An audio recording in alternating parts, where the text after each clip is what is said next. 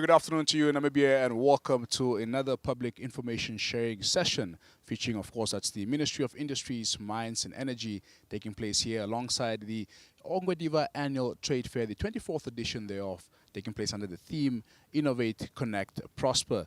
This afternoon we unpack the issue of illegal fuel smuggling in Namibia and, of course, its bearing on our economy as well as the social impact thereof. Now, the northern Namibian region consumes roughly 180 to 200 million liters of fuel per year. That's 12.5 to 15 million liters per month. However, over the past 5 years, volumes have declined by 30 to 40%, which translates into an estimated 300 million Namibian dollars in lost levies for the National Energy Fund per year. Now, fuel smuggling from Angola into Namibia has become more than just an economic challenge. It now threatens our fiscal stability, our energy security, and even the safety of our law enforcement officers, weakening its ability to equalize fuel prices across the country. Now, beyond finances, this issue touches on community livelihoods, border security, and our bilateral relations with Angola. Today, our goal is to unpack these issues from an economic, social, and policy perspective, and we've invited, of course, a very esteemed panel from the Ministry of Industries, Mines and Energy, and they are here to help us understand this matter and how we are addressing this matter. I'd like to introduce our panel, of course, starting on my very far left. We have Mr. Abraham Hangula, who is the Acting Deputy Director for Petroleum Downstream and Chief Economist for Fuel Pricing at the Petroleum Affairs Directorate within the Ministry of Industries, Mines and Energy. Mr. Hangula, very good afternoon to you, and thank you for joining us here. Very good afternoon to you, sir. Thank you for hosting us. Always a pleasure. Of course, next to Mr. Hangula, we have Mrs. Anna Livana, who is the Director of Energy Funds at the National Energy Fund and Solar Revolving Fund. Ms. Livana, very good afternoon to you. Thank you so much for being with us this afternoon. Very good afternoon, Dishishi, and thank you for the opportunity. And seated right next to me, of course, we do have Mr. Andreas Shehama, who is the Chief Petroleum Inspector within the Petroleum Affairs Directorate of the Ministry of Industries, Mines and Energy. Mr. Shehama, very good day to you, and thank you so much for joining us this afternoon. Yes. Good afternoon, sir. Welcome. Pleasure indeed, pleasure indeed. A very topical matter, something that Namibia has, of course, been battling with, especially in recent years, fuel smuggling or illegal fuel smuggling, otherwise known as Ngungula. Mr. Hangula, I'd like to start with you, just looking at, of course, first and foremost, the long-term effects, the long-term impact of this illegal fuel smuggling. I've mentioned some figures there, 300 million Namibian dollars in losses as far as levies are concerned. Just how dire is the situation? Yes. Yeah, thank you, Ndishishi. Indeed, fuel smuggling is a very difficult issue that the government is grappling with. Yeah. So in terms of the economic impact, this issue of fuel smuggling, it undermines the country's economic growth, yeah, as well as national development aspirations, in the sense that this issue creates what we call the free rider problem, which is linked to the issue of tax evasion.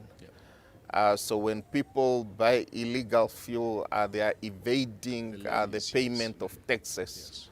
And this ultimately creates the problem of free rider problem.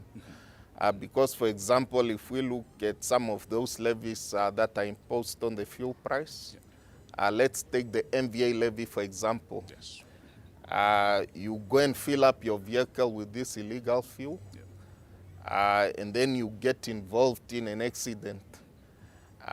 You would expect government to come in to aid you through the MVA fund, for example, yeah, to cater for your medical expenses, etc. Yeah. But you did not contribute to the MVA fund to make these funds available in case an accident, for example, was to take place. Yeah. So this is what we call the free rider problem, where others are paying for something, but you are using it without paying for it. So yep, it's a difficult problem that we are grappling with. Yep. You look at road maintenance, for example. You fill up your vehicle with this fuel, and then you find potholes on the road, you start complaining that what exactly is government doing? Yes. But instead of contributing to this maintenance, you choose to use this illegal fuel. But also in terms of it affects the formal businesses, the formal service stations that are licensed by government. And this leads to other social issues. For example, the retrenchment of workers. Yes. Yes. Because now service stations, the formal ones, cannot pump enough volumes to sustain their businesses. So there are a lot of all issues that effects, have yes. a negative impact on our national development aspirations, as well as economic growth aspirations. Very much indeed. Ms. Livana, of course, as the Director of Energy Funds, looking at the National Energy Fund and how it relies as well on the legal trade of fuel, how does this illegal fuel smuggling impact the NEF here?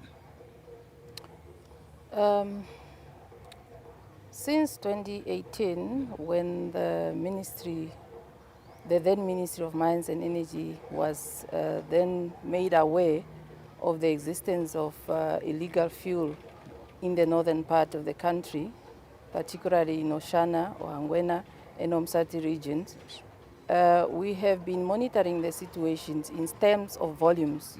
And the situation has so far really have impacted negatively on the revenue collections to the National Energy Funds. And as we indicated earlier, that about 300 million Namibian dollar has been lost due to this rampant illegal fuel activities in the northern region of the country. Yes. And this situation really is hampering on the National Energy Fund to carry out its mandate, that of equalizing the fuel price countrywide. The reason being that the volumes being pumped into the northern regions, the fund is not collecting any levies from it, or it's reduced by 40%, as we indicated earlier. Yes. And that really is going to hamper, and that will then lead into high fuel prices in the country, because the National Energy Fund won't be able to equalize the fuel price, and also to subsidize the transportation cost of fuel to the far outlying areas of Namibia, as currently we are doing. Very much indeed. Yes. Mr. Shaba, I think, an important part also is to understand how this matter came about. We know that, of course, Angola is amongst the biggest fuel producers on the continent.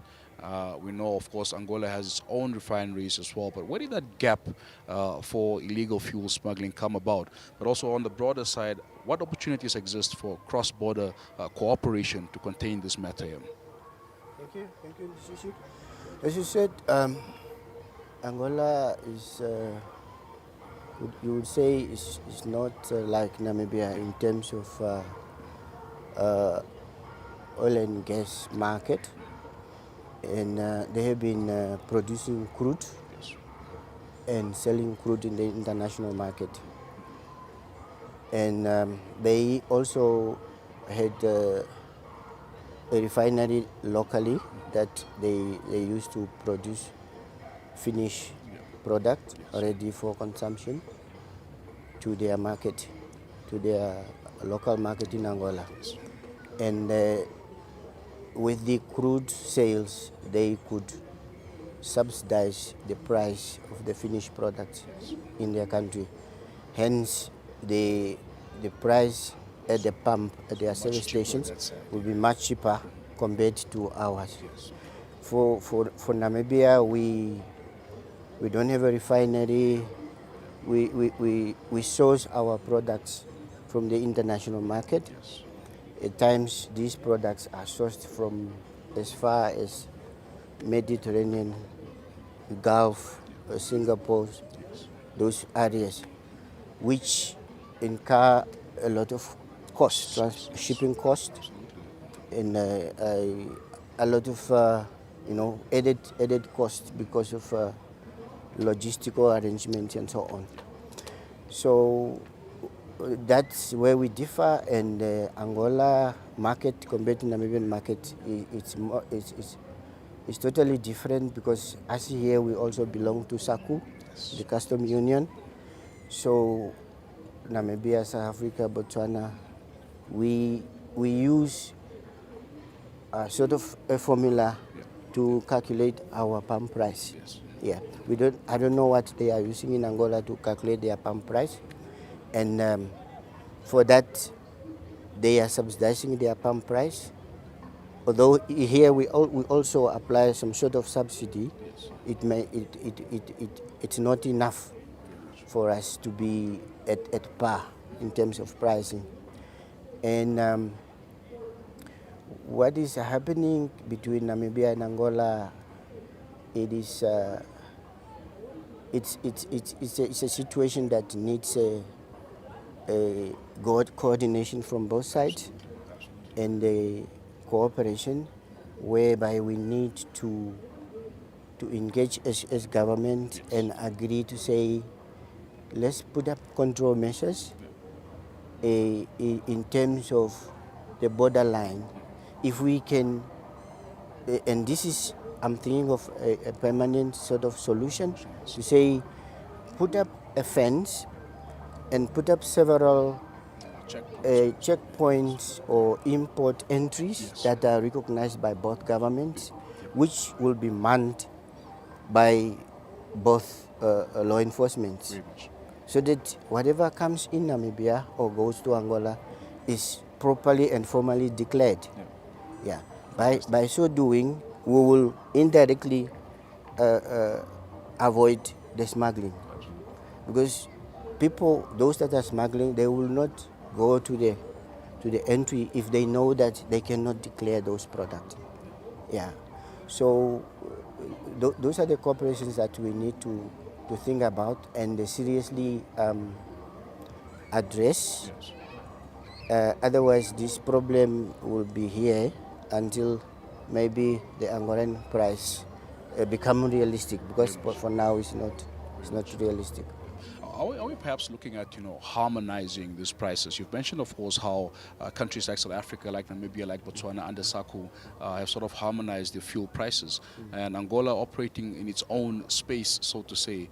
Would harmonizing these prices aid in our efforts to, of course, contain this illegal fuel smuggling matter? Yes, indeed. The harmonizing of prices and harmonizing of type of products that we are consuming in the country will help a big deal, but it is an area that we are considering. Okay. Yeah. But then we can only implement that if we are talking the same language. Yes. And if we are having the same aspirations, especially in terms of achieving cleaner fuel to address the issues of climate change and so on. As we are all SADC countries, and we are a signatory to cleaner fuel protocols. And this is at the state-to-state level, to say politically we should be having that will to achieve that, and we can harmonize so that then there will be no need, or there will be no, it will be like, it's automatic that who are you going to smuggle to, because then you will be having the leveled ground. Very much indeed. In terms of pricing. Very much indeed. Thank you. Mr. Kanjo, there's a lot that's being said about, this fuel, ngungula, as we know it, of course. A lot of perceptions around it as well. Perhaps that it could be harmful to many of the engines of the motor vehicles. But from a state side, what do we know about the quality of this fuel here? Yeah, in terms of fuel quality, because in Namibia we have fuel specifications and standards that the government has published in the Government Gazette. So in terms of the fuel products that we use in Namibia, we have the diesel 50 ppm, That's sulfur particles per million. Okay. And then the 10 ppm, which is more cleaner than the 50 ppm. And then in terms of the petrol, we have the unleaded petrol 95. Yes. And those standards and specifications are published in the government gazette. Yes. So what it means is that all the fuel which is consumed in Namibia must meet those specific standards and specifications. Yeah. However, in terms of the Angolan fuel, what we are hearing is that in Angola itself, consumers are even using diesel with a sulfur content of 2,500 ppm, which is a very high sulfur level. Because recently in Namibia we also used to have 500 ppm, which we then phased out because of the cleaner fuel protocols that were earlier alluded to. But to come back to your question, in terms of this smuggled fuel, you never know as a consumer what you are putting into your car, vehicle. Yes. Because no tests were done at the border Yes. when this fuel was entering Namibia. What if this fuel is mixed up with other contents? Exactly. We do not know. So for the fuel that comes into Namibia, the port of Walvis Bay, before the vessel offloads this fuel, we usually request for the certificates of quality to ensure that the product which is on the vessel is the right product, yes, and it meets the Namibian specs and standards. And then we also have labs there at the port of Walvis Bay. So before this fuel goes into the fuel tanks, the coastal oil terminals for storage, we do tests there. As a ministry, we also do random inspections where we go out into the regions. We go beyond managing various resources. stations, various depots, and do tests. We have a mobile testing vehicle just to ensure that the fuel quality is right. But in terms of this smuggled fuel, there is no quality certificate.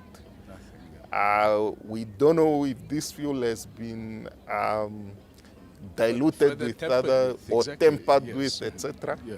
So it's a risk that people are taking by using this smuggled fuel. Very much. Ms. Livana, you obviously earlier spoke about how this undermines your mandate as the NEF as far as equalizing the fuel price in Namibia. Talk us about the degree to which illegal fuel smuggling has sort of pushed Namibian fuel prices up, and how hard has it been for you as the NEF to contain or keep the fuel prices within a manageable rate, of course considering your consumers? Yes. Currently, the situation still remains stable with the National Energy Fund. Fantastic. But we cannot guarantee that the situation will remain the same in the long run because of the increase of smuggling, fuel smuggling in the northern part of the country. And so far, the National Energy Fund has been equalizing or stabilizing the fuel price as per its mandate. But obviously, this mandate is soon being threatened by these activities. And we can no longer guarantee the Namibian people in the long run that the National Energy Fund always will be there to keep on subsidizing or equalizing the national pump price if this activity continue to exist along the northern border of the country. Very much indeed. Mr. Kanjo, just before I get to Mr. Shahama, what happens to the fuel that we do manage to confiscate? And perhaps some of the bigger questions as well is, how successful have we been in confiscating this illegal fuel here? Yeah, it's a very good question. And the public, I think, is very much interested in what happens to this confiscated fuel. But just to answer the first part of the question, I think the police, the Namibian police force, has been doing a very great job in curbing, in assisting to curb this issue of fuel smuggling. Yeah. Because we keep hearing reports of culprits being arrested, yes. and the fuel being confiscated. Yeah. And if you go to the regions, Ohangwena, even here in Oshana, Msati, etc., Well, yes. where at the various police stations, you will find a lot of containers of confiscated fuel there. And recently, the ministry has also installed some storage tanks because this also poses a risk to the police stations themselves. Yes. To keep these dangerous goods there. But what happens to this confiscated fuel is that the ministry has contracted a company called Wesco, Fantastic. which is based specifically at the coast in Walvis Bay. Fantastic. So what Wesco does is once the fuel is confiscated, Wesco then routinely collects this fuel and it's processed into a type of fuel which is used in boilers. Okay. The fuel which is cannot be reprocessed for use for other activities. Yeah. This fuel is disposed of in an environmentally safe manner by Wesco, a company called Wesco. Fantastic. So that is basically what happens to this confiscated fuel. So what we're saying is that the quality of this fuel at the end of the day is so poor that we cannot repurpose it for anything else other than to get rid of it here. Yeah, it's because it's mixed up. Yes. When it's confiscated and it's poured into these storage tanks, both petrol and diesel are everything is just mixed up in there. Yeah. So once Wesco collects this fuel, they take it to their facilities in Walvis Bay. Specific fuel that they can reprocess to use in boilers, that one they reprocess. But there's also a portion of it that they simply just have to dispose of in an environmentally safe manner. Very much indeed. Mr. Shahab, of course, Mr. Akanjo commending the efforts there of the Namibian police as far as containing this matter is concerned.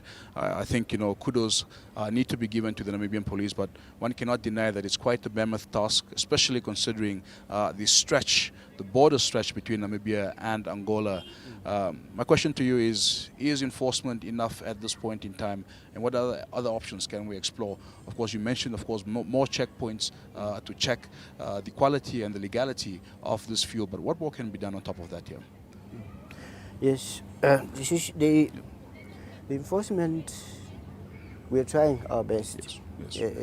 As Namibia, Namibian police are trying their best, but the enforcement can never be enough because the individual police personnel cannot be everywhere along the border.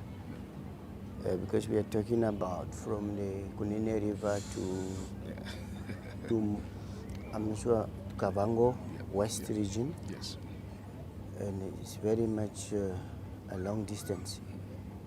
But then we have to do what we can do to go out to especially to go to the hotspots. Because if you ask the police officers in the north, they will tell you that there are hotspots. Chicago, for instance, is one of them. Yeah, Chicago and elsewhere where there are no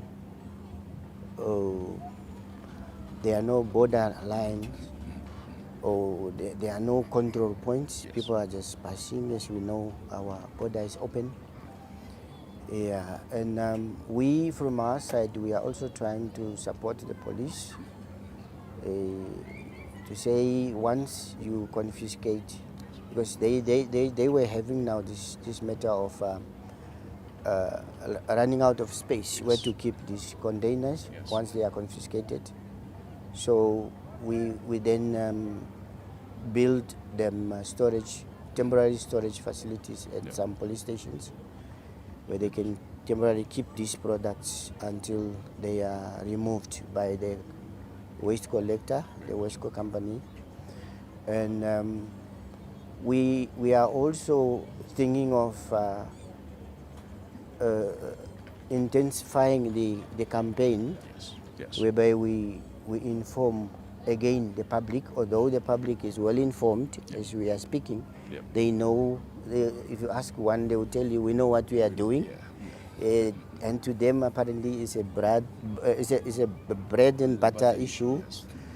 So, yeah, but we are still informing them the importance of not buying or selling the smuggled fuel in Namibian market, because the bread and butter is a temporary solution. Yes. What we are having here, the formalized fuel at service stations, it is costing us, yes, costing us more, but it's also helping us indirectly to maintain our roads. We have an MVA fund, they are benefiting from these levies, and road fund administration and equalization of our pricing. So we will have to continue talking to the public. Yes. Hopefully, on the other side, the Angolan government is also realizing that what they have as a pump price is not sustainable. Absolutely. Because they are now subsidizing this side of the border, which was not, I think, intended for by their government. Yes. So they would have to relook at their pricing of their fuel. Very much. So that once they become realistic, then the market forces will play themselves out. Very much. Yes, so that then they will not see the reason, or it will not be affordable anymore to buy that side and smuggle this side. Very much. Yeah. I'm glad you're raising, from a government level perspective. Mr. Ekanzo, perhaps I can pose this question to you. Are these conversations happening at the bilateral level? What are the sentiments from the Angolan government? Are we looking at, addressing the matter at that very top level here? Yeah, definitely the matter is receiving the fullest attention at the highest levels. Yes. That's in terms of SADC. Yes. The matter is on the SADC agenda, and the SADC ministers are responsible for water and energy. Have indeed tasked the SADC Secretariat to look closely into this matter of fuel smuggling and come up with possible recommendations for the consideration of the ministers, SADC ministers responsible for water and energy. And recently at the SADC meeting, which just took place in the Republic of Zimbabwe, for the ministers, the issue is on that agenda, and the SADC Secretariat was tasked by the ministers to look closely into this matter. But at the bilateral level, we also have a binational commission with the Republic of Angola. Yes. And this matter is as well on that agenda. So it's receiving the proper attention at those levels, both at SADC and the binational commission. Fantastic. So it's just a matter of really looking closely into the matter and coming up with possible recommendations for the ministers to take action. Wonderful. But time is certainly not on our side, yeah? If Namibia is losing 300 million in levies per year, 30 to 40% reduction in the collection of levies, time is definitely not on our side, yeah? Definitely not on our side. Then we have to move fast into coming up with possible solutions to addressing this matter. The quicker we can do it, the better. The better indeed. Ms. Anna, do we have any examples of the successful containment of illegal fuel smuggling, perhaps around the world, here in Africa, And what lessons can we learn, from other countries? Yes. As we learn from other SADC member states, fuel smuggling is not only the issue of Namibia. Yeah. We also learn from other SADC member states that they are experiencing fuel smuggling activities in their countries. Yeah. But the information exchange that we are exchanging with them is really to strengthen the regulatory framework. Yes. That regulate the petroleum sector. Very much. So that at least the government can really issue heavy penalties to fuel smuggling offenders, Yeah. and also to try and confiscate these products, so that this product can not just be lying around there in the markets, because this product is not safe. It's also a dangerous First of all, product, it's yes. dangerous Yeah. even for our lives, Yeah. dangerous for the communities, Absolutely. and it's also dangerous for the environment. Yeah. So we really need to review those regulations and legislations that deals with the petroleum products, and also we need to intensify Absolutely. education Very and much. public campaigns. Very much. Because some members of the public, they really do not understand the danger and the risk associated with this fuel smuggled from our neighboring state. Yeah. So if we then intensify the public campaign and awareness campaign to teach these people that are smuggling fuel and that are buying fuel and selling this fuel, Yes. then the people will have knowledge and awareness Yep. of the danger associated with this product. Very much. And then in that we can alleviate or deter the smuggling activities. And those are really the lesson that we are learning from our neighboring countries or regional member states who have implemented the fuel smuggling programs activity and managed to address them. Absolutely. Yes. And this places government in a very difficult situation, because ultimately it comes down to the public to say no to purchasing this illegal fuel. I know last year we had a report where then Minister of Mines and Energy, Tom Alwendo, was of course faced with a rather huge challenge where fuel traders were demanding compensation from the government. But the question is, who is to be held responsible, for the situation that we're in? And I'd like to get your thoughts from all three of you as far as this is concerned. Mr. Shihama, who do we blame at the end of the day? Fuel is smuggled in, we consume the fuel, knowing that it's illegal and we shouldn't. Fuel traders are losing out on what they should be making. As Mr. Ekanja indicated also, you see job losses due to, of course, these fuel traders not making any money. Who do we ultimately hold accountable, and how can we collectively address this matter once more? Yeah? Thank you for the question. It's really a pity that the fuel traders are apportioning the blame to the government, that maybe we are not doing more, or they think we are not affected. But it is unfortunate that this smuggling activity is affecting all of us. Yes. The consumer, the government, and the retail resellers of fuel. So the best is for us to come together and talk to the public and help the police where we can, give the police the resources they need to be on the ground. Of course, we are not encouraging fighting between the people that are doing it and the police. We want proper and formal engagement with these people so that they understand that this is affecting the two economies, Angolan economy and our economy, but badly our economy, because we are more relying on these levies. For so many reasons, and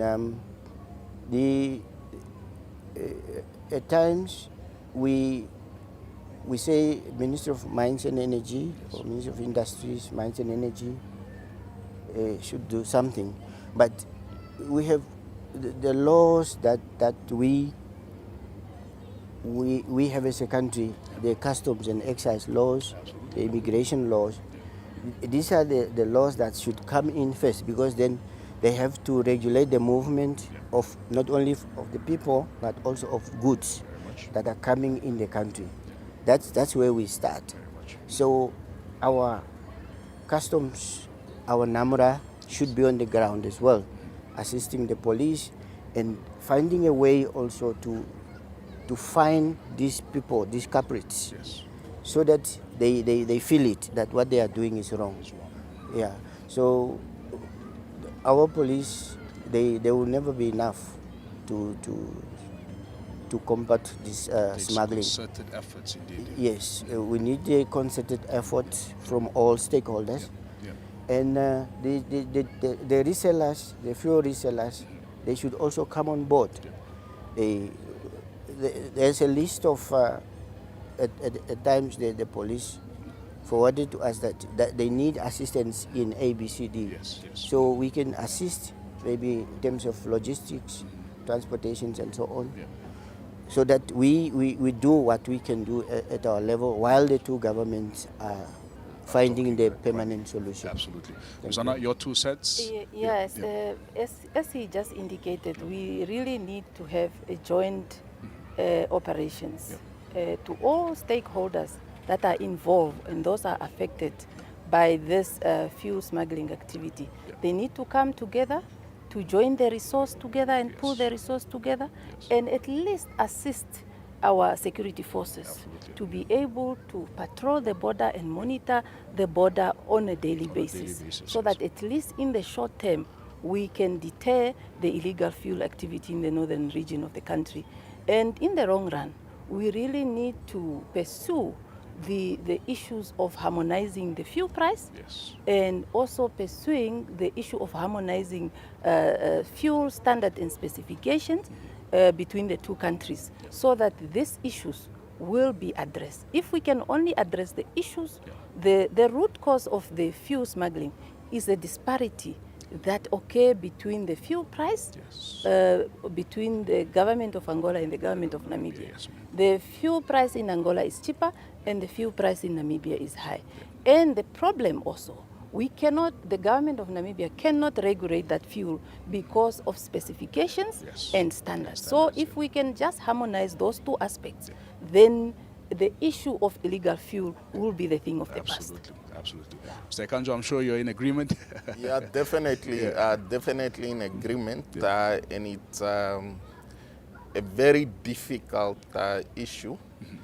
And I think the concerns that were raised by the resellers who are based here in the north through Naloba, those concerns are receiving attention at the highest level of government, that is at the cabinet level, because this issue is not only an industries, mines and energy issue.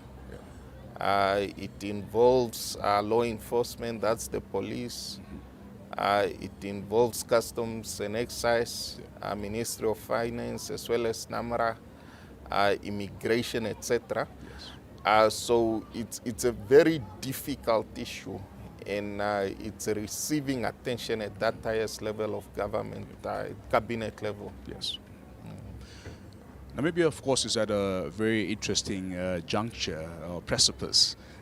We are in the process of developing our oil and gas sector, our oil and gas industry by 2030, and of course it's also been integrated into our 6th National Development Plan. And by 2030 we aim to produce 150 million barrels of oil equivalent, of course achieve 130 million standard cubic feet of gas per day, and create some 22,800 jobs. Some very big figures around the oil and gas sector. Of course, we're expecting first productions by 2028, 2029, etc. How does the current situation of illegal fuel smuggling, what kind of threat does it pose to the future of Namibia's oil and gas sector should the situation continue? Yeah, it poses a big threat to our local oil industry because obviously with our own discoveries, the idea is that you want ideally to put up a local refinery. and you want Namibians to consume the Namibian fuel. Namibian fuel, Yes. which is produced by a local refinery. However, if we have this illegal fuel in the market, then we are jeopardizing the demand for our own fuel. So like we earlier alluded to, in terms of undermining our economic growth as well as national development aspirations. So if you do not have that demand in the market, it means that you have your fuel, your own fuel, will not have consumers to use it. So I think from that perspective, having illegal fuel in the market undermines our aspirations as far as the oil and gas sector, the emerging oil and gas sector is concerned. Yeah, very much. Ms. Anna, of course, should Namibia start producing its own fuel, its own oil, we may perhaps see a reduction in our fuel prices across the board. But what does this mean for the National Energy Fund? Please talk to us about that here. Yes, the National Energy Fund will continue to exist. Yeah. And looking at the potential opportunities that the National Energy Fund will tap into the discoveries of oil and, of course, the hydrocarbon. Yes. There will be an opportunity for the funds to explore further in developing infrastructure for this country. You need pipelines to pump oil from onshore. You will need refineries. You need a lot of infrastructure that is required for the oil to be utilized in the country. So the National Energy Fund will explore those opportunities that it can serve the Namibian better. For it to be having a proper infrastructure that are necessary for the productions and usage of petroleum products in the country. Yes. I'm hearing some excitement in your voice, about the prospects, huge prospects indeed. How do you envision Namibia under its own oil production, its own fuel production? Can you paint us the picture, please? Yeah. No, we are looking at a generation of wealth. Yeah. A lot of people are excited about these prospects. But we just need to be careful because this prospect will not just come immediately. Yeah. We need to wait for to set the scene, so that we can then be able to reap the benefits of our oil discoveries. Very much. And in terms of the Namibian people, really, if we use our resources better, we are going to benefit. We should just lesson from our neighboring countries like Angola, as well as our African country like Nigeria. So we should not really fall into some of those traps that have been experienced in countries like oil-producing countries like Nigeria. Absolutely. So we are learning, and we are really doing a benchmarking study for us to learn lessons so that we can implement good example that will really benefit the Namibian people. Very much indeed. Yeah. Mr. Shyama, just as we, of course, head towards the end of our conversation, and I think this is a topic that we can unpack for the entire duration of the trade fair. As Chief Petroleum Inspector, of course, there are also fears that, legal fuel traders may be perhaps also made susceptible to purchasing these illegal fuel under the guise of it being legal fuel. As Chief Petroleum Inspector, have you come across any situations where legal fuel traders are also further distributing this illegal fuel? But also, what is your advice, of course, to those fuel traders here? Yes, we do our law enforcement activities through inspections of license holders and fuel resellers out there. You find that some of the sites are under closure, whereby they have a process of investigations by their suppliers. apparently because they tried to mix the product with the smuggled fuel. And from our side, we have license conditions under which they are operating. We, in the license conditions, we make sure that the reseller or the license holder should adhere to the license conditions. And selling the gazetted fuel in terms of specifications and standards is one of the major conditions. Once that happens, then you are violating the law, and we will have to deal with you in accordance with the provision of the law. And those that are selling in the open, of course, we do instruct them to stop forthwith, and we do it by saying that it's illegal, they are not licensed, and the product is dangerous, is hazardous. They are risking even their own life. They are risking the environment and that of the properties. So we go around the country making sure that we speak to all the dealers just to make sure that they are operating within the law, and they are not attracted by the so-called cheaper fuel from Angola. Very much indeed. Thank you. Ms. Anna, 300 million lost in fuel levies. We've seen a decline between 30 to 40% in fuel consumption here in northern Namibia, of course resulting in that 300 million that we lose per year. Should the situation continue, what does this mean for the energy fund? What does this mean for consumers who, of course, also pay these levies, etc.? And just what is your advice going forward on the matter of Ngungula? That will be a decline in the revenue for the National Energy Fund, and that will also be served as that the National Energy Fund will not be able to stabilize the national pump price as it's expected in terms of its mandate. And also that will mean that in terms of when the National Energy Fund is called for to subsidize or to equalize the fuel price, then it won't be possible, and then that will then lead to insecurity of fuel supply in the country. And insecurity of fuel supply in the country bring to so many issues, which will then lead to, because you can't function in the economy without fuel, because goods and services are transported through the diesel and petrol. So we really, to the Namibian living along the border between Namibia and Angola, mainly Oshana, Omsati, and Ohangwena, I urge Namibian to refrain from buying and selling smuggled fuel from Angola, because this will inhibit the growth of our economy.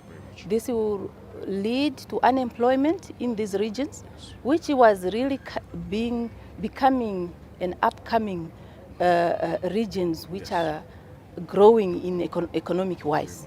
But if we are insisting and continue with these illegal activities, we will have hospitals without medicine. We will have roads with potholes. We will not be able to catch buses from Windhoek to Ovamboland or to the north, because the transport costs will be very, very high, because the National Energy Fund will not have enough money to cushion the fuel price in the country. We will also have our pensioners not getting their pension funds, because this money that we are forfeiting through the collection of levies from the sales of petrol and diesel at regulated and registered service stations. This is the money that we are using government is using to provide service, to provide government service, the likes of clinics, the medicines, the ambulances, the paying even the school teachers. Yeah. Very much indeed. So there is a lot of government services that we are forfeiting by continuing engaging in these illegal activities. Absolutely. Mr. Ekamjo, as you rightfully heard there from Ms. Livana, of course, what seems as a cheap solution now, buying a 20 litre for 300, 400, could of course have very complicated effects, not only on a personal level, but on a national level, as outlined there by Ms. Livana. Just your final thoughts around this matter and your advice to the public as well, please. Yeah, definitely the impact of this illegal fuel on the economy is massive in a negative sense. Because we have a number of levies as alluded to, for example, the National Energy Fund levy. That one we use for fuel equalization, subsidizing the transportation costs of fuel to far outlying areas of the country. Same levy we also use to finance assets, petroleum assets. For example, if you look at the new jetty in Valves Bay as well as the National Oil Storage Facility, these are national assets that are financed through some of these levies. We have talked of the road user charges for road maintenance, the NVA levy, National Road Safety Council levy. We have the fuel tax, which is then used in various government projects and programs, as alluded to. So the impact is really massive, that we are losing out on these revenues that could have otherwise been used in national development programs and projects. So the advice really to the public is Namibia is a country of laws. We have the Petroleum Products and Energy Act. We have the Customs and Excise regulations and laws. We have our immigration laws. So as citizens, patriotic citizens of this country, we need to abide to those laws because they are in our best interests as Namibian citizens. So we really need to bring this issue under control. Mr. Abraham Hangula, Acting Deputy Director, responsible for petroleum downstream, as well as Chief Economist for fuel pricing at the Petroleum Affairs Directorate within the Ministry of Industries, Mines and Energy. Thank you for being with us this afternoon and sharing your insights on this very important matter. Thank you, sir. Yeah. Ms. Anna Libana, of course, Director for Energy Funds at the National Energy Fund, as well as the Solar Revolving Fund. Thank you for being with us this afternoon and sharing your insights on this topical matter. So much. And of course, Mr. Andreas Shihama, Chief Petroleum Inspector at the Petroleum Affairs Directorate. We certainly appreciate your input into this conversation this afternoon. Thank you for being with us. Yes. Thank you so much. Appreciate the opportunity. Fantastic. There you have it. That brings us to the end of our third edition of our public information sharing sessions. Of course, featuring, that is, the Ministry of Industries, Mines and Energy. We are here at the Ongwediva Annual Trade Fair, where we will be continuing to bring you very important conversations, of course, relating to the development of Namibia, of course, in partnership with the Ministry of Industries, Mines and Energy. From myself and Shisham Fungo and the team, we'll see you tomorrow again, same time, same place, as we come to you on the sidelines of the Ongwediva Annual Trade Fair. Thank you for being with us.